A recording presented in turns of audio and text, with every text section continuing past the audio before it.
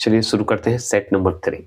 विविध प्रश्न है, इसमें खेल से लेके दिवस तक आपका डेट जितना भी है, पुस्तक के नाम सारे आएंगे, खिलाड़ी के नाम आएंगे और बाधक के भी नाम आएंगे। तो चलिए शुरू करते हैं और देरी न करते हुए मॉक टेस्ट देते हैं और फास्ट देते हैं। तो चलिए इसे पार्ट बाय पार्ट कर देता हूँ। यहाँ पे देखिए आपके सामने पहला क्वेश्चन आपके स्क्रीन पे है। पहला क्वेश्चन क्या है, देखिए श्रीलंका को पहले किस नाम से जाना जाता था? तो बताइए श्रीलंका को पहले किस नाम से जाना जाता था, बताएंगे? तो ऑप्शन नंबर बी याद रखिएगा, सीलोन। सिलोन के नाम से जाना जाता था, ये जरूर ध्यान रखना है।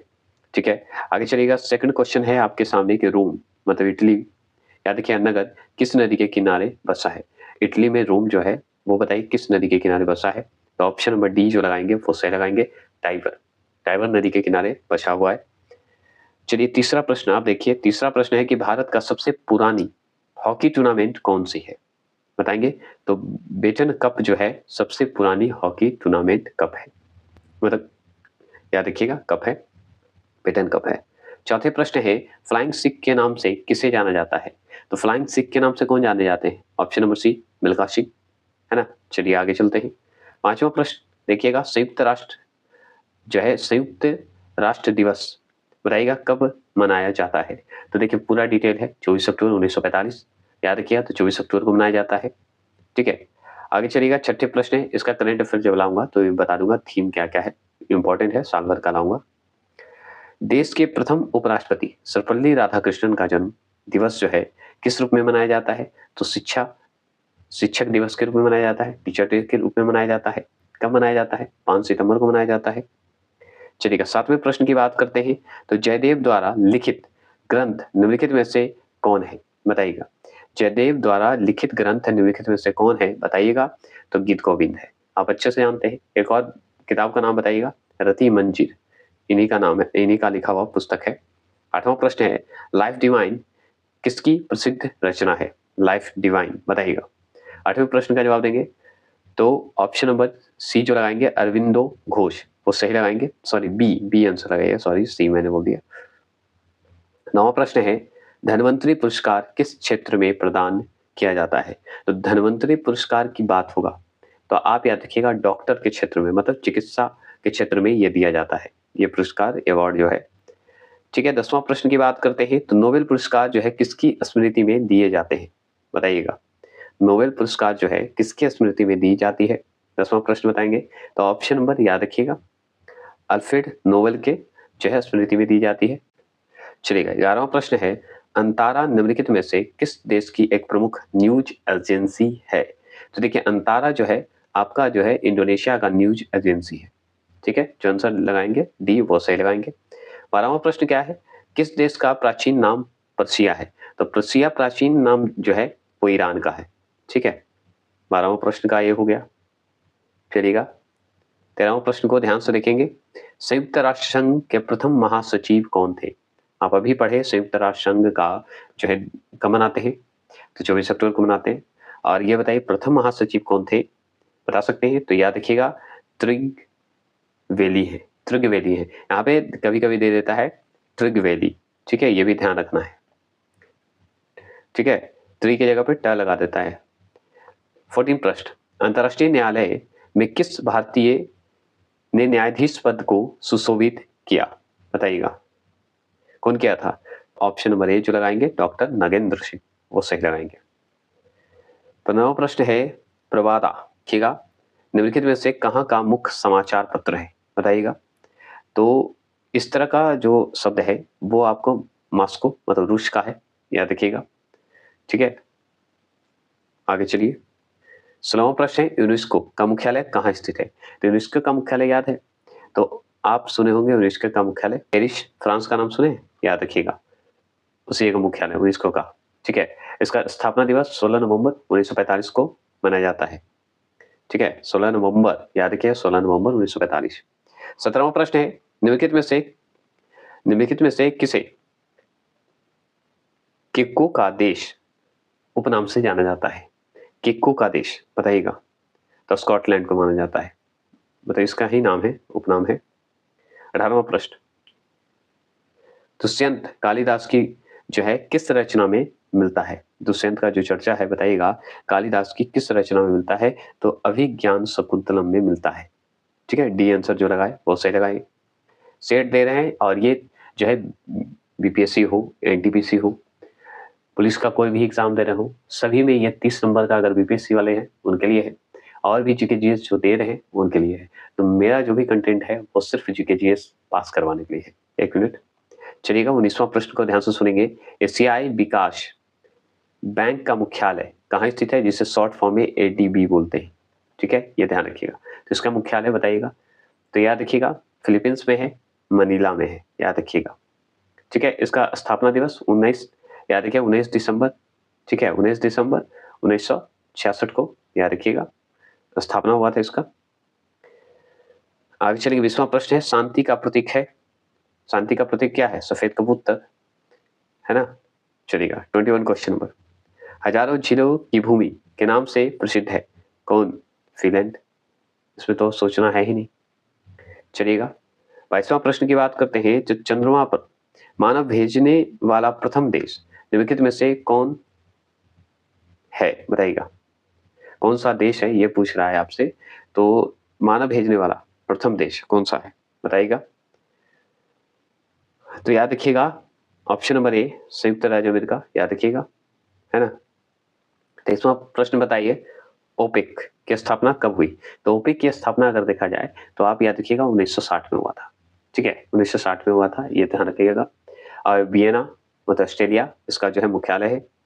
ठीक है, 24 क्वेश्चन नंबर की बात करें, तो बिना ऑक्सीजन के माउंट एवरेस्ट पर चढ़ने वाला पहला व्यक्ति है कौन? तो याद रखिएगा ऑप्शन नंबर ए है फू जी, फू दोरजी नाम है इनका, याद रखिएगा, जो कि बिना ऑक्सीजन के चढ़ने वाले व्यक्ति है और भारतीय व्यक्ति है, ये ध्यान रखना है।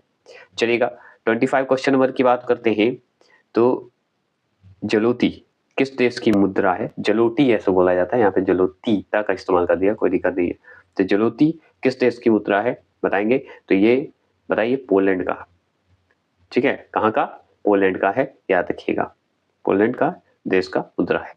26 क्वेश्चन नंबर की बात करते हैं, तो देश में नरोरा नावकी, देखिए नरोरा है, ठीक है, नावकी जो शक्ति केंद्र है किस राज्य में स्थित है? यहाँ पे नरोरा कर दिया है, नगोरा होता है। ठीक है, बताइएगा। तो यूपी में, उत्तर प्रदेश में है, याद रखिएगा। चलिएगा आगे चलते हैं। 27 क्वेश्चन हमारे, हिंदी फिल्म अभिनेता राजकुमार का असली नाम क्या था, बता सकते हैं? तो याद रखिएगा उनका नाम, असली नाम, राजकुमार का असली नाम अगर आपसे पूछे तो बताइए कुलभूषण पंडित बताइएगा। क्या बताइएगा? कुलभूषण पंडित बता दीजिएगा, असली नाम इनका। आगे चलिएगा 28 क्वेश्चन नंबर है कि भारत रत्न से सम्मानित फिल्म जगत के प्रथम व्यक्ति कौन है? प्रथम व्यक्ति कौन है बताइए 28 का?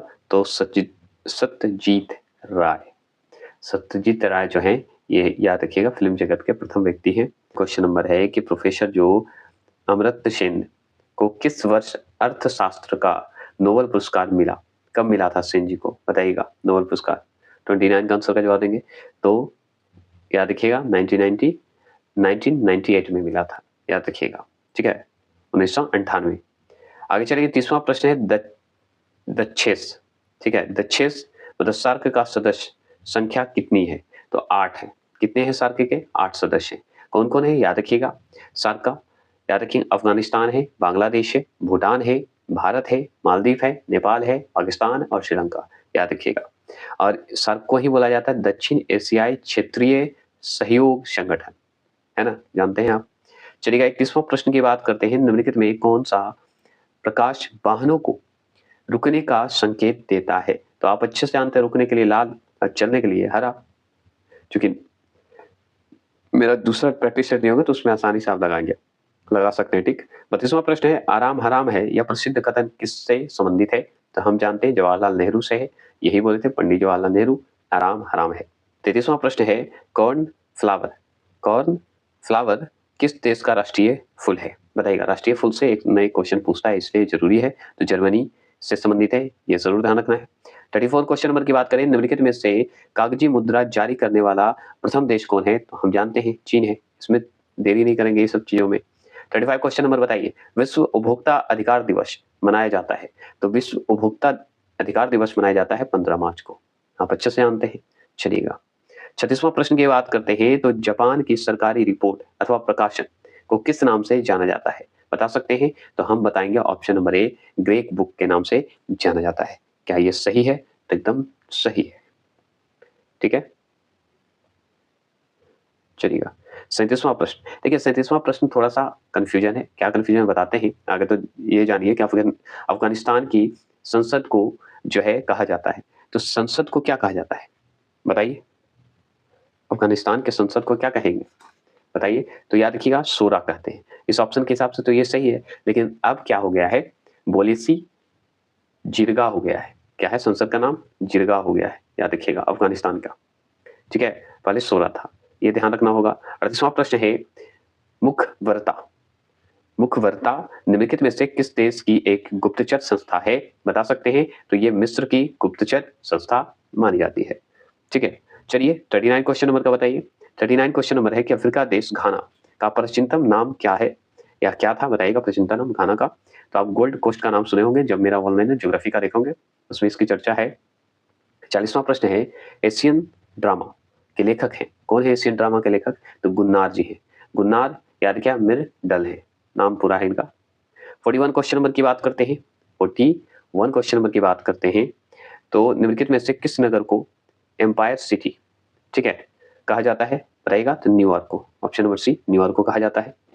ठीक है, न्यूयॉर्क कहाँ है ये कमेंट बॉक्स में आप करिएगा, बहुत बार पढ़ चुके हैं इसके बारे में। 42 क्वेश्चन नंबर है, निम्नलिखित में से किसे दक्षिण भारत का मैनचेस्टर जो है कहा जाता है बताइएगा? दक्षिण भारत का मैनचेस्टर कहा जाता है, बताइएगा। 42 का आंसर का जवाब देंगे तो ऑप्शन नंबर बी, कोयम्बटूर, है ना, कोयम्बटूर को। चलिए 43 क्वेश्चन नंबर।